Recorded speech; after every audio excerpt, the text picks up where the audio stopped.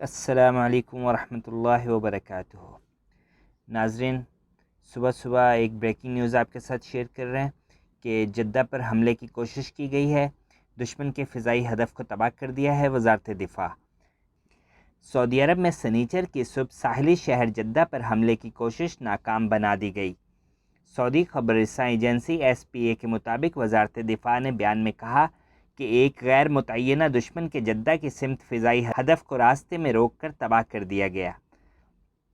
وزارت دفاع نے جاری بیان میں مزید تفصیل نہیں بتائی اور نہ یہ بتایا کہ اس حملے کے پیچھے کون ہو سکتا ہے۔ العربیہ نیٹ کے مطابق بروقت کارروائی سے میزائل حملے کی کوشش ناکام بنائی گئی ہے۔ سعودی عرب کا ساحلی شہر بڑی تباہی سے محفوظ رہا ہے۔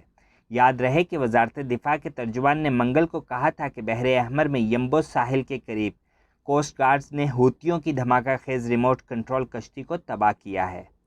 اس سے قبل بدھ اور جمعے کو جنوبی سعودی عرب، خمیس مشیط اور جیزان کی طرف بھیجے جانے والے ڈرونز بھی راستے میں روک کر تباہ کیے گئے تھے۔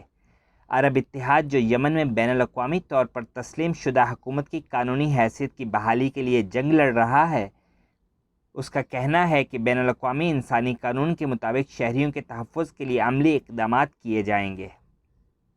آپ کو ایک دفعہ پھر بتا دیں کہ جدہ پر حملے کی کوشش ناکام بنا دی گئی ہے، دشمن کے فضائی ہدف کو تباہ کر دیا گیا ہے وزارت دفاع۔